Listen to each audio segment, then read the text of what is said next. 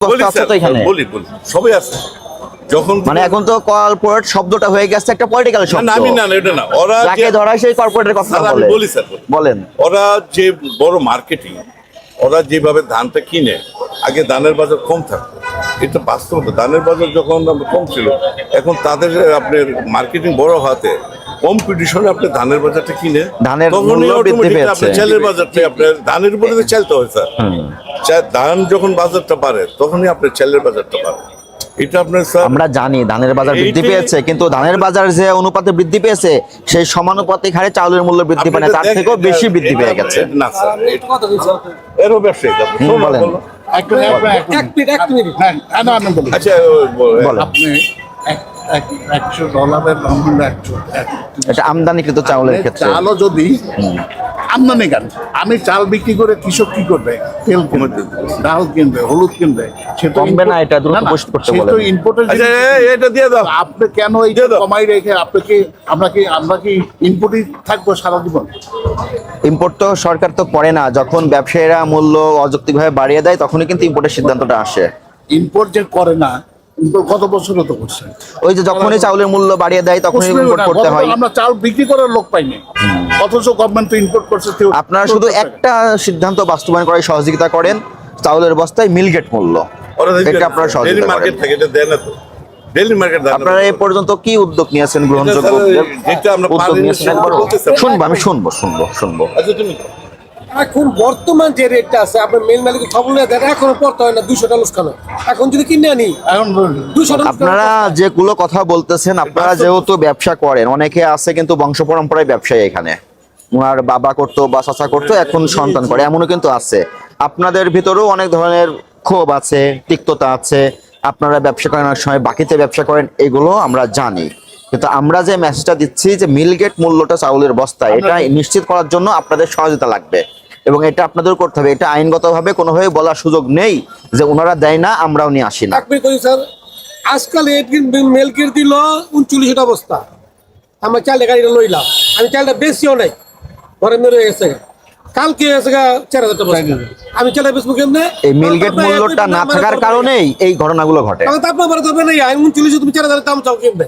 যখন মিলগেট মূল্য থাকবে, আপনি যখন কিনে নিয়ে আসছেন, আপনার তো ক্যাশমেও থাকবে। পরবর্তীতে যদি কোনো মিল মালিক আপনার কাছ থেকে মূল্য বৃদ্ধি করে টাকা নেয়, আপনি তার বিরুদ্ধে সুনির্দিষ্ট অভিযোগে লিখিত কমপ্লেন করতে পারবেন। এটা তো সাধারণত ব্যবসায়ীরা করতে চায় না। কথাটা সত্য তো, এটা আপনারা সবাইকে নিয়ে, আপনি মেল মালিকদের নিয়ে, কর্পোরেটের নিয়ে এবং যারা ব্যবসাতে আছে আমাদের নিয়ে বসেন, আমরা তো রাজি আছি। আপনারা শুধু পাইকারির দায়িত্বটা আপনারা নেন, আমরা তো রাজি স্যার। পাইকারি ব্যবসায়ীর দায়িত্বটা আপনারা নেবেন, ঠিক আছে, আপনাদের সংগঠন থেকে। এবং আমি চিঠি দিয়ে গেলাম, আপনারা একটা মিটিং করেন, করে চিঠির কপি সবাইকে দিয়ে দেন।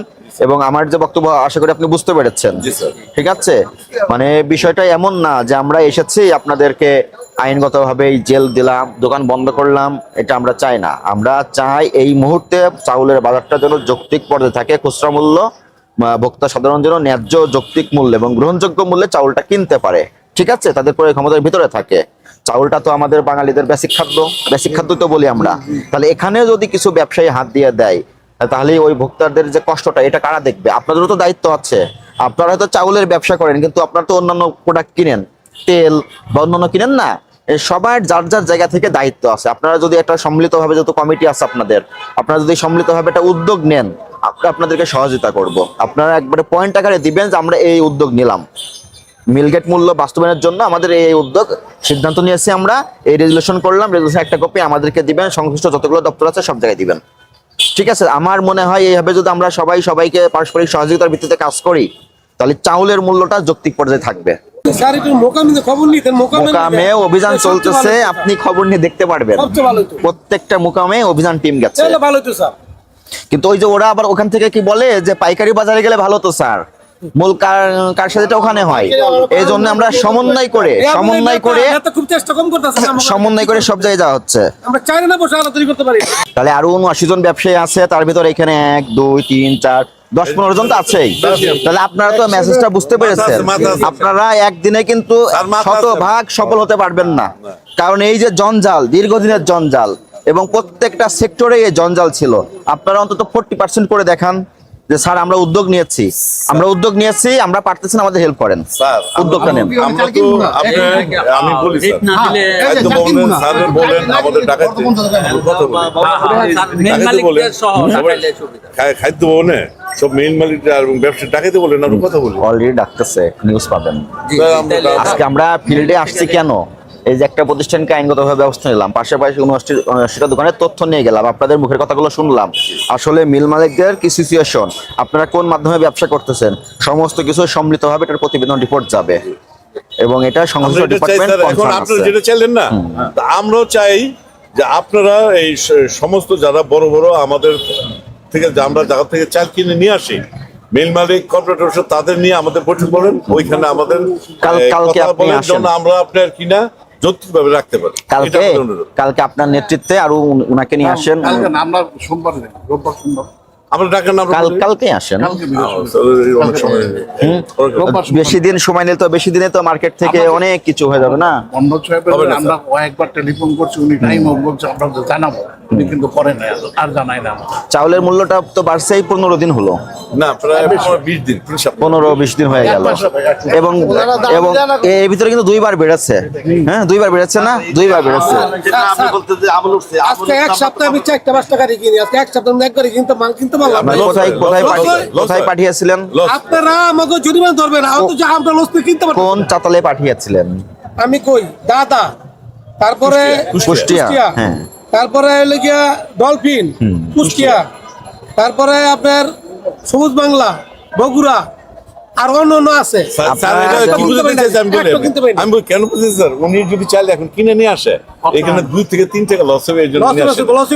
কেন loss হবে? বিশ্বাস করেন, আরো বেশি পড়ে। ওখানে বাজারে বেশি। আচ্ছা, প্রথম যে মূল্যটা হয়, প্রথম যে মূল্যটা আপনারা কিনেন, এই মূল্যটার প্রস্তাব ওই মিল মালিক আপনাদেরকে করে যে এত মূল্য হলে আপনার কাছে বিক্রি করব, তখন আপনাদের পছন্দ হলে আপনারা ওই মূল্যে ক্রয় করেন, না হলে অনেক সময় দাম দর কষাকষি করেন। তাহলে এই দাদা যেটা বললেন কুষ্টিয়া দাদা রাইস এজেন্সি, উনি আপনার কাছে প্রস্তাব করেছে বিগত 15 দিনে 2বার মূল্য বৃদ্ধি করে।